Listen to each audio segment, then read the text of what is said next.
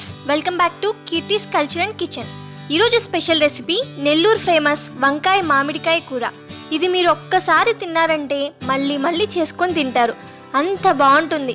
మరి సింపుల్గా ఫాస్ట్గా ఈ వంకాయ మామిడికాయ కూర ఎలా తయారు చేయాలో చూసేద్దాం.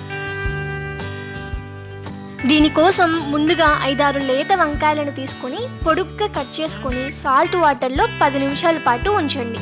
ఇలా చేయడం వల్ల వంకాయలో ఉండే కారుతనం అంతా పోతుంది.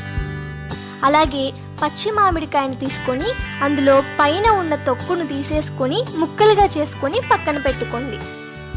ఇప్పుడు మిక్సీ జార్లో 3 టేబుల్ స్పూన్ల వేయించుకున్న ధనియాల పొడిని, 1 పావు చెక్క ఎండు కొబ్బరిని తీసుకొని ఇలా ముక్కలుగా చేసుకొని యాడ్ చేసుకోండి.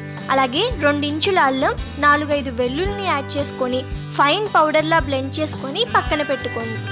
తర్వాత స్టవ్ మీద కడాయి పెట్టి 4 టేబుల్ స్పూన్ల ఆయిల్ని యాడ్ చేసుకోండి.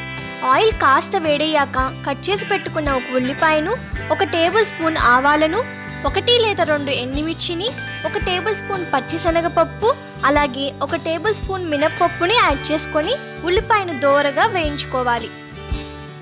1 రెమ్మ కరివేపాకును కూడా యాడ్ చేసుకోండి. ఇప్పుడు కట్ చేసి పెట్టుకున్న వంకాయలను ఉప్పు నీటిలో కాస్త పిండి యాడ్ చేసుకోండి. తగినంత సాల్ట్ని, పావు టేబుల్ స్పూన్ పసుపుని యాడ్ చేసుకొని ఈ ఉప్పు పసుపు అంతా వంకాయ ముక్కలకు పట్టేలా ఒకసారి బాగా కలుపుకోవాలి. మూత పెట్టి 3 నుండి 5 నిమిషాల పాటు వంకాయలను బాగా మగ్గించుకోవాలి. 5 నిమిషాల తర్వాత ఇలా 70% వంకాయలు మగ్గాక 1.5 టేబుల్ స్పూన్ కారంని వేసుకొని వంకాయ ముక్కలకి పట్టేలా కలుపుకుంటూ కాసేపు వేయించుకోవాలి. ఇందులో మామిడికాయని యూజ్ చేస్తున్నాం కాబట్టి కాస్త కారం ఎక్కువే పడుతుంది. ఇప్పుడు 2 కప్పుల వాటర్ని యాడ్ చేసుకోండి.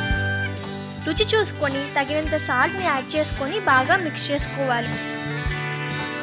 మూత పెట్టి వంకాయలను పూర్తిగా మగ్గించుకోండి. ఇది మగ్గడానికి 3 నిమిషాల వరకు పడుతుంది. తరువాత కట్ చేసి పెట్టుకున్న మామిడికాయ ముక్కల్ని యాడ్ చేసుకోండి. ఈ మామిడి ముక్కలు చాలా ఫాస్ట్గా ఉడికిపోతాయి, అందుకే చివరిలో వేసుకుంటున్నాం.